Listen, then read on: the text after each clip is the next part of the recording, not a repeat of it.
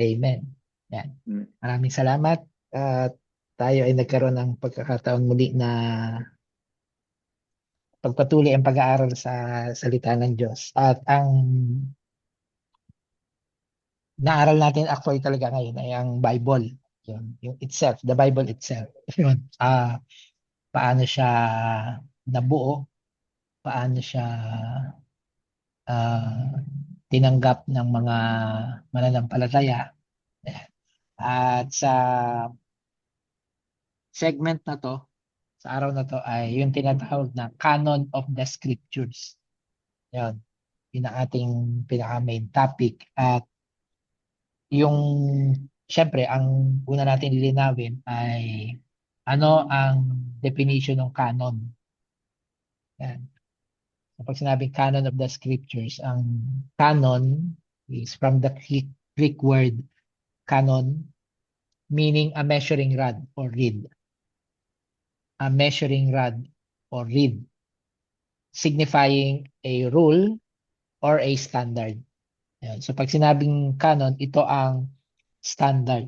So the canon of the scriptures, the canon of the Bible, standard. Ano yung ginamit na standard para masabing ito ang talagang mga aklat, mga writings, mga sinulat na karapat dapat maging kasama dun sa Bible. Okay, ang Bible, sabi nga natin ay hindi lang iisang author, maraming sumulat ng mga libro. At ang Bible, bagamat nakikita natin sa panahon natin ngayon ay isang compilation, isang libro lang siya talaga, physically, pero it is composed of many books. Yan. So sa ating, kumbaga sa ating grupo or pananampalataya, ay meron tayong 66 books. Gaya ng napanood natin last week or dun sa video ng The Bible Project. Iba't ibang mga groups like the Catholic or yung mga Reformation or ibang grupo ay may mga iba pa silang book na kasama dun sa Bible nila. Ayan. Pero sa atin, it's only the 66 books na meron tayo. Ayan. At yung mga napasama doon na mga books ay yun ang nagiging uh, canon or measuring rod. Yun ang standard. Yun ang standard. At may paraan para ma masabing kasama nga siya. At yung ibang mga writings ay hindi pwedeng isama dun sa 66 books na yun. Yun. So yun ang ibig sabihin ng canon. Ano ang rule, ano ang standard para masabi na yung sinulat na yon ng author na yon ay worthy to be included in the Bible. Okay. So, yung Old Testament canon o yung measuring rod or yung standard ay hindi raw siya randomly chosen. Hindi siya kung ano na lang mga maisip. It was developed over time for many years, even centuries, no? Hindi lamang decades, hindi lamang centuries, actually, even millennia, 1,000 years ay na-develop yon. At yun ay through divine revelation, as in na tatanggap ng mga tao, prophets basically, prophets, at yun ay sinusulat nila. Yun. And then, yung mga sinulat na yon ng mga prophet, yung prophetic authority, meaning credible, yung propeta na yon. Pag sinabing credible yung propeta, ay tuwing may sasabihin siya na ito ang sinasabi ng Panginoon, ay nangyayari nga. Yun ang prophetic authority, yung may authority yung prophet na yun. So maraming propeta ang nabuhay, namatay, pero hindi lahat ng propeta ay may authority na nagamit dun sa canon ng Bible. Ayun. So iilan lamang. At yung mga nakikita natin ngayon na mga prophetic books or book of the prophets sa Isaiah, Jeremiah, Ezekiel, yung mga major prophets ay proven through time na ang kanilang mga prophecy ay nangyari and with authority. Ayan. Ang next na criteria para mapasama as canon is yung preservation and community recognition. Ang ibig sabihin nun, yung mga sinulat na ito ay talagang ni-recognize, in-honor, no? Pinahalagahan ng mga tao. At ang pagpapahalaga nila ay hindi lamang sa alaala, kundi talagang gumawa pa sila ng mga kopya. Yon. At iningatan yung mga original na writings, yung original na sinulat. Although sa panahon natin ngayon, wala na yung mga original. Kung meron man ay napaka sensitive na. Of course, thousands of years na. Ang mga pinagsulatan kasi nila dyan ay minsan sa clay, sa papyrus, sa balat ng hayop na na mabilis or kayang mag-disintegrate sa tagal ng panahon, no? So hindi talaga siya mahirap na magkaroon ng original copy ng mga sinulat. But yun nga, sa tagal na panahon na lumipas ay kinilala, in honor ng mga saling lahi at pinreserve, meaning gumawa ng mga kopya, copies. At yung copies na yun ang ginagamit ng mga tao na nabuhay simula noon pa. At nire-recognize, ibig sabihin ng community recognition, tuwing may worship service, tuwing may pagsamba sa Panginoon, yung mga copies na yon ng mga sinulat ay binabasa, pinag-aaralan, uh, uusapan at ginagamit para maging standard ng pamumuhay na ayon sa kaluguran ng Diyos. Yan. At yun ay matagal na panahon. Kaya yung Old Testament ay mas, kumbaga, mas katanggap-tanggap sa panahon natin ngayon na talagang canon nga. Ibig sabihin yung mga nasulat na yon. At ito nga yung sinasabi natin na isang patunay ang Panginoong Hesus mismo nung panahon niya, nang dumating na siya, ay sinabi na niya yung canon actually. Ano yung standard? At ang standard raw ay yung Law of Moses, the Prophets, the Psalms. Yan. So sa wikang Ingles raw, no. So this is a translation, no, hindi ito yung original na text. Ang mga Bibles natin ngayon ay translations from the original na yung original naman na sinasabi natin ay copies of the original writings basically. Salin-salin na yan eh. Last week nakita natin na around 1500s, no? Doon nagsimulang talagang i-translate to English version or yung common Latin pa nga eh, no? Latin version na naging prevalent or bagong lengguwahe ng makabagong panahon. Nung panahon na yun, no, ng 1400s. Ayan. So for so many years ay original, no? Walang translation na ginagawa. Pinagbabawal na i-translate kasi nga ang idea is to preserve the original. Ayan.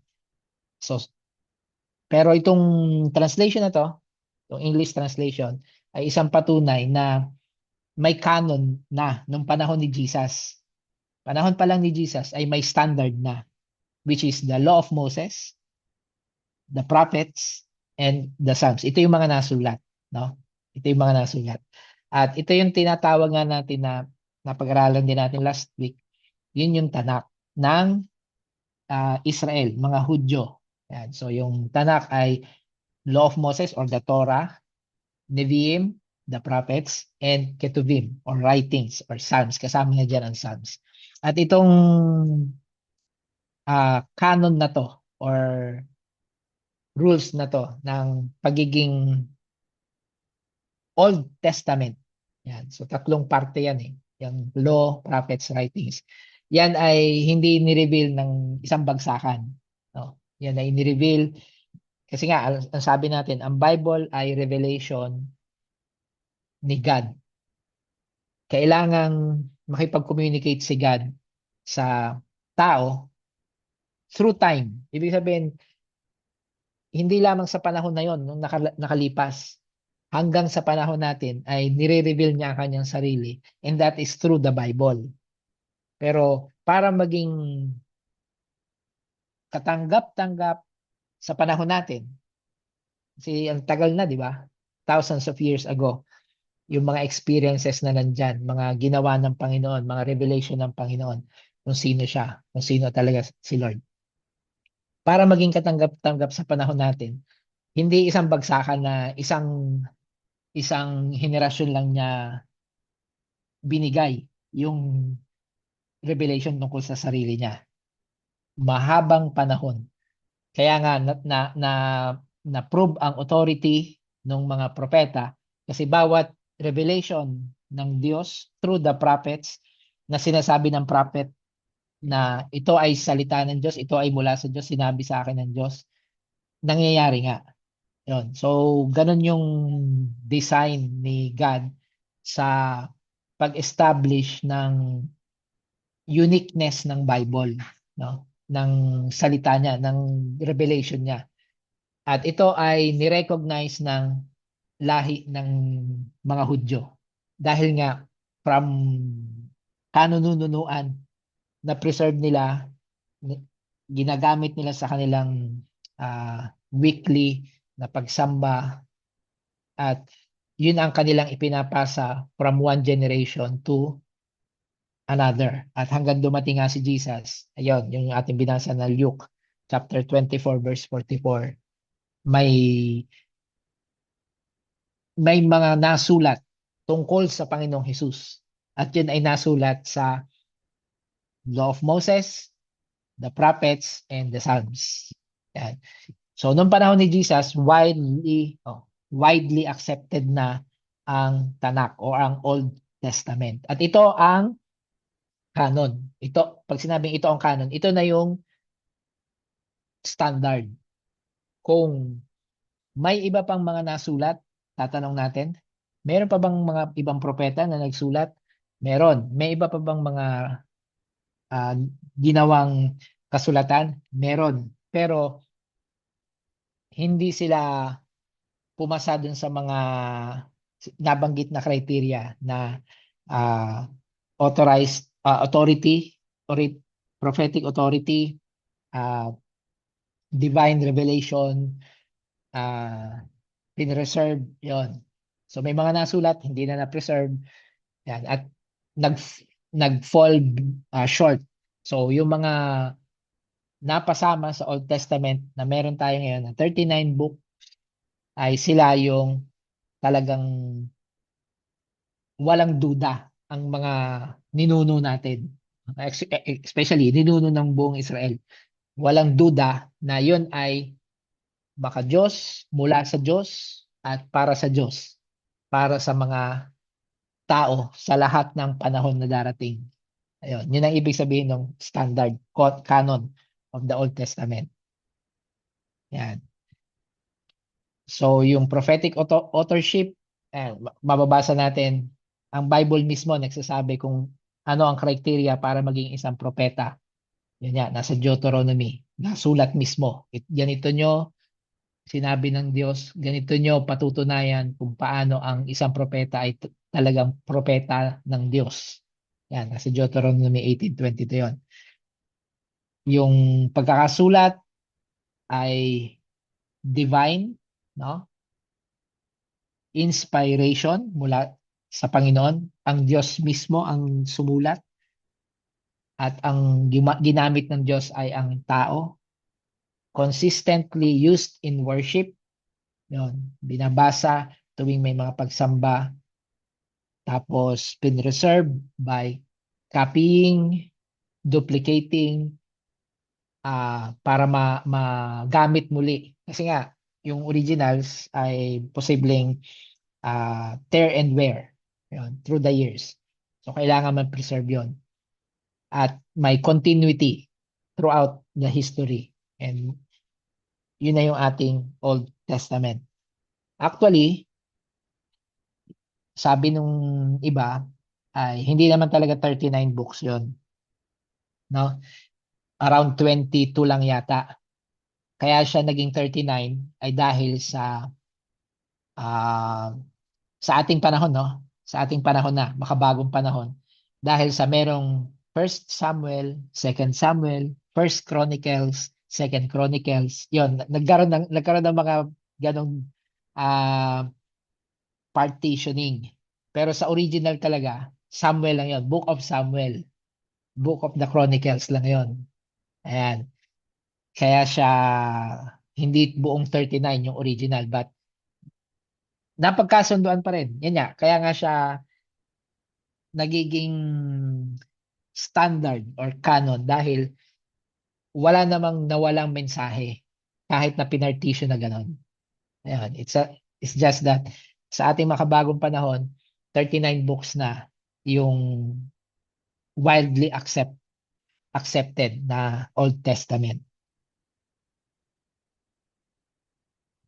Okay, so ang New Testament, sabi nga natin last week, ang New Testament nung sinusulat pa, yung binasa natin, 'di ba, na 2 Timothy, all scriptures, ano yung nire-refer doon ni Apostle Paul? Yun yung Old Testament canon or yung Tanakh, no? So, all scriptures. Ngayon, paano na-establish naman itong New Testament books or canon, yung 27 books of the New Testament? Yan. Again, yung 27 na yan ay dahil merong mga first, second, yung iba pa nga may third, no? Na partitioning ng books, but okay na yon, no? Okay na yon. Ang sinasabi lang natin ay na-develop yung New Testament, yung 27 books na yan, unang-una by apostolic authorship. Kung hindi yan sinulat ng apostol, sino yung apostol na yon? Yun yung mga pinili ng Panginoong Hesus, no? Yun yung talagang masasabi natin na apostol. Pag ang sulat na yan ay hindi mula sa kanila, rejected yan. Hindi siya pwedeng isama sa New Testament canon. Yan. At although may naging exception. Yan. Ang exception ay yung Book of Mark, no? Si Mark ay hindi original of apostle. Si Luke, si Dr. Lucas ay hindi rin original na apostol. Yung Luke and Acts, ang Acts kasi ang author niyan ay si Luke din, si Dr. Lucas din. Ayan. At yung Hebrews ay widely accepted ng mga scholars na unknown. Hindi alam kung sino ang nagsulat. Kasi yung paraan ng pagsusulat, yan, kaya siya naging apostolic authorship, binabanggit dun sa mga sulat na yon kung sino ang nagsulat. Yan. At saka mababasa, masasabi mo dun sa mga pagkakasulat na siya yung author. Yan. Kaya yung Hebrews ay widely debated na pwedeng si Pablo ang sumulat, si Apostol Pablo, or hindi rin siya. So may mga evidence at hindi maging concrete. Kaya nandun siya sa exception. Ayan. So bagamat itong Mark, Luke, Acts, and Hebrews ay hindi directly apostolic authorship, no? Yun namang divine inspiration. Yan. Accepted ng mga naunang Kristiyano na yung mga sinulat na yan ay tunay, totoo na revelation ni God. Yan. What was written, kung ano yung nasulat sa mga libro na yon, ay exactly what God intended, accepted ng mga nauna sa atin, no? Na kahit pagbalik-balik ta rin nila, na experience nila sa pagbabasa nila, iisa ang mensahe ng banal na espiritu, no? Kasi ang banal na espiritu ang nagbibigay, no? Pag binasa mo ang Bible, ang Holy Spirit ang magtuturo sa iyo. At kada basa ng sino mang naunang mga tao dun sa mga sulat na yon ay iisa ang kanilang nakukuhang mensahe. Kaya yung divine inspiration ay pinapatotohanan nila, no, ng mga nauna sa atin na ito ay mula sa Diyos. Yan. Yun yung 27 books na yon. Okay? Ah, bukod doon, no, ay ginagamit nga sa mga worship gatherings. Ayun. So, alam naman natin, New Testament times up ay yung mga early Christians mula kina doon sa 12 apostles, no? 11 actually. Si Judas nga pala ay hindi kasama. Yan. Sa 11 apostles na yon, nangalat sila maraming churches, no?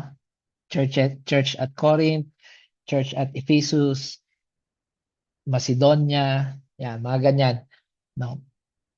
Ginagamit at pinagninilay-nilayan nila ang mga sinulat ng mga apostol.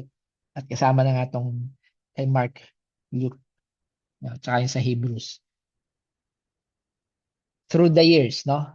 Habang tumatagal ang panahon, ay yun ang widely accepted. Dahil kada basa nga, yun, yung divine inspiration ay nagkakaisa sila. Yan. At kasama na dyan ang doctrinal soundness. Yun. Walang ah, pag, pag, walang contradiction sa Old Testament. Yun ang New Testament books, no? Pag binasa mo ang New Testament, lahat ah, ng New Testament books, hindi niya kinokorek ang Old Testament, hindi niya binabago ang essence ng sinabi sa Old Testament. Pinapatunayan niya ang Old Testament. Yan, yung original canon. Yan. Kaya napakahalaga na may canon. Yan. Uh, ang 27 books na to ay iisa ang mensahe, no? Nagkakaisa sa mensahe. Iangat ang Panginoong Hesus. Yan. Kilalanin ang Panginoong Hesus. Yan kanyang ginawa. At ang Panginoong Hesus bilang katuparan ng mga sinabi sa Old Testament. Yan. Yun ang mga naging basis kung saan ang New Testament books ay naging 27 nga lang. Okay. Ang wala dito sa display ay yung language. Yan. So, ang language ay isa ring criteria bago i-consider na isama sa canon. Mapa Old, mapa New Testament.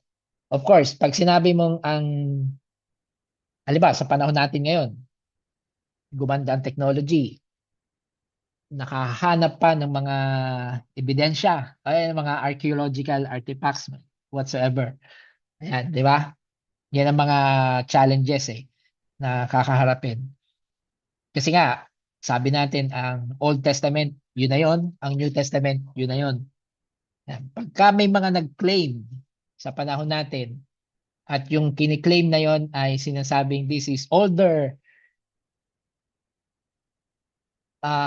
evidence, ang artifact na to na nakita ay older or kasing edad, pwedeng kasing edad ng mga artifacts na patungkol sa Old or New Testament. Yan. Mare-reject agad yon kung ang language nun ay hindi Hebrew, Aramaic, or Greek.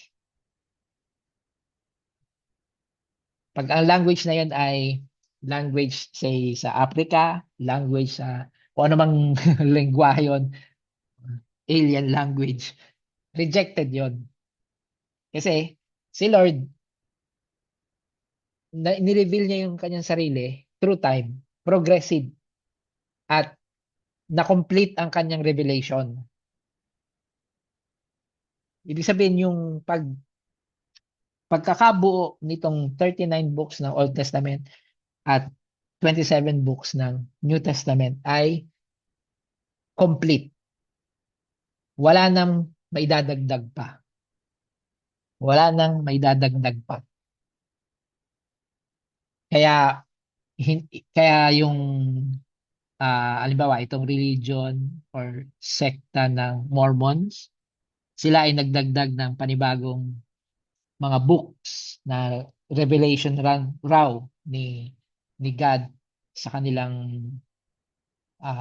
prophet o yung nagsimula ng Mormon movement.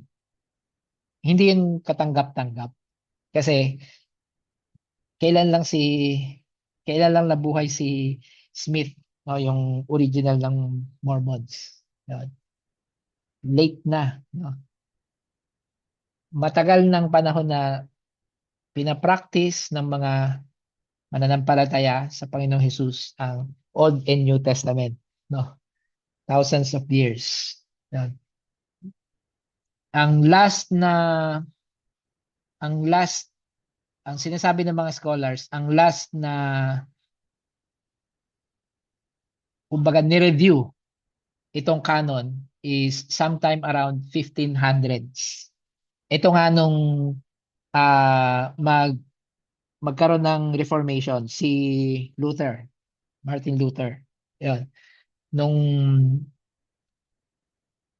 magkaroon siya ng enlightenment against the ruling Catholic Church. Noon lang uli nag-convene. So, from more than 1,500 years, no? After ma-practice, after tanggapin ng lahat ng mga ninuno, no? Noon lang muli nag-convene para i-review. But then again, after reviewing, ito pa rin. Hindi pa rin siya nabago, no? Yung Old Testament tsaka New Testament is yun pa rin. Of course, the Catholic Church has their own other writings na kasama sa Bible nila, but the 39 and 27 is accepted din nila. Yan. Kaya kumbaga kung i-across mo all religions, all faith na tinatawag,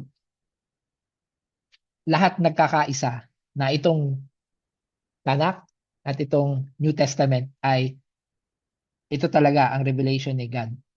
Yan. Sa ng sarili niya para makilala siya.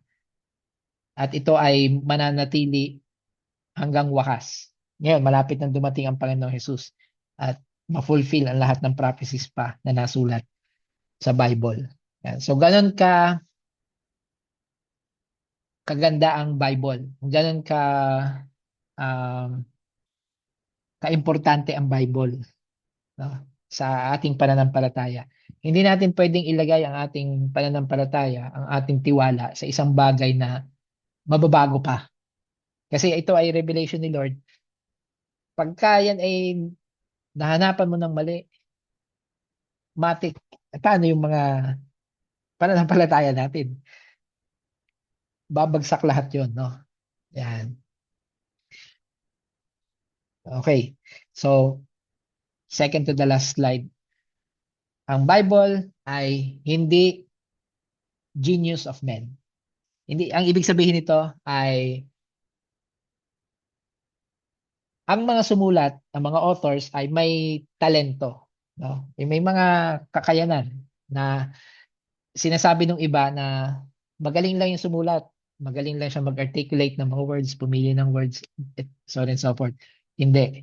Ang Bible ay inspiration of God. Posible na ang mga sumulat nito ay may writing capabilities, no? Magaling magkwento at isinulat. Yan. Pwede rin kasing iba ang sumulat pero sila ang author. Yung ano ba si Pablo. Si Pablo kasi makikita mo sa paraan ng pagsulat niya, no, may mga portion ng sinulat niya, yung mga letters niya na may iba siyang tagasulat talaga, actual na nagsusulat habang siya ang nagsasabi. Yan. So si Pablo 'yon, no. While yung iba naman na authors ay talagang sila ang nagsulat. Yan. At posible din na yun nga, yung pagkakasalin, yung pagkopya, no? Yung pagkopya, posible din na pinagkasunduan nila na may mga revisions along the way, no? May mga revisions hanggang maging final. So yung sinasabi na genius, matatalino lang siguro yung mga naunang tao.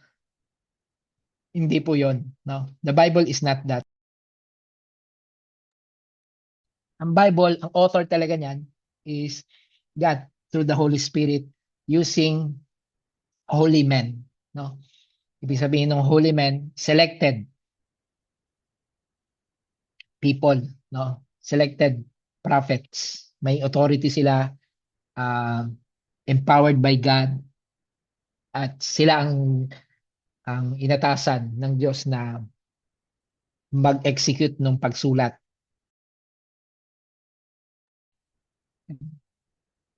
Ang iba, kiniklaim na yes, yung Bible ay ang source ay ang Diyos or thoughts of God, but the words are of men. Yun. Tao pa rin yung nag-translate nung iniisip ng Diyos. Kaya ang dilemma kasi ng second statement na to ay kaya may mali dyan sa Bible. Sinasabi natin since last week, walang mali sa Bible. Yung original, ano, yung Hebrew, yung Aramaic, yung Greek, yung mga authors no na sumulat noon, they are inspired by God. Kung ano ang nasa isip ng Diyos na dapat masulat at dapat isulat, ayun ang isinulat. Hindi ang tao, not of God's will, not of man's will, or not of the will of man. Nakita natin yon. Not of the will of man. First Peter, di ba? Hindi tao ang pumili ng words, ng style, no? Ang Diyos mismo. Ginamit lang ang tao. Yan. Ang Bible ay hindi portion nito ay less inspired sa portion na yon. Yan. So ito namang third statement, ina-accept na the Bible is an inspiration of God. Pero hindi lahat pantay-pantay yung pagkaka-inspiration. Yan. May mga mas inspired, may mga hindi masyadong inspired by God. So ang rebuttal natin doon ay paano mo nasabi at alin portion ang fully inspired or higher inspired than the others. Ayan, yun ang hindi naman nila masasagot. At saka sinong authority? Lalo na sa panahon natin ngayon. Kaya hindi natin ito tinatanggap na mindset patungkol sa Bible. The Bible is inspired by God in full, in its fullness, no? From the first book to the last book. every word, every punctuation mark is inspired by God. Ang Diyos mismo talaga. Ah, wala siyang mas makapangyarihan ang part na to. Yan, mga ganyan. Yung iba naman, ang sinasabi ay ang inspired lang ay yung mga moral and spiritual teachings. Yung mga iba, yung narration, yung history, ano na yon, talagang katulad din ng mga secular books na may historical, may narration. Yun. So, hindi yun inspired. Yan. Again, halos kapareho siya nung naunang statement sa kanya. Lahat, no? We accept na kahit yan ay narration lang, historical account, no? Historical reporting ng mga nangyari. Yung yung perfection ng pagkaka-report ay inerrant, no? Walang mali. Bakit yun ang ni-report? Bakit yun ang binanggit, no? Dun sa reporting na yon, kung yan ay historical, no? Bakit hindi ibang event? Yan. Kasi nga, si Lord ang may inspiration. Yun ang gusto niyang i-reveal. No? Yun ang gusto niyang i-reveal. Yan. And lastly, the Bible is not mechanical or dictated. Yes, may mga portion na nasulat sa Bible na thus saith the Lord. Direct yun na galing sa Panginoon. Hindi mo pwedeng, yung nagsulat, hindi niya pwedeng baguhin yung direktang narinig niya sa Panginoon. At sinulat niya yon. But ang sinasabi lang dito, the Bible um, itself ay hindi ang Diyos yung direktang ito ay sulat mo. Yan. Yan. Doon kasi nagkakaroon ng ano doon sa inspiration. Paano ba talaga yung inspiration? Pag sinabing inspiration of the Bible is a divine inspiration of God. The Holy Spirit works, no? But hindi niya dinidikta, hindi yan dictation, no? Na isulat mo ganito, comma, period, yan, ganitong, ayan. Hindi siya ganon. Hindi ganon ang pagkakabuo, no? Bagamat si Lord ang author, yung inspiration niya ay galing kay Lord. Hindi ganon siya sinulat. Yung iniisip natin na narinig nung tagasulat yung dapat niya isulat. Hindi yon, no? Yun ang sinasabi nito. Hindi siya mechanically or dictated na pagkakasulat. It's inspired, the Holy Spirit, no? Yan. Napaka unique talaga ng Bible, no? Kaya ang ginagawa natin ngayon ay balikan natin or stir up muli natin ang ating desire to read the revelation of God. Sino ba talaga siya? Hindi natin siya makikilala sa ating panahon sa pamamagitan lamang ng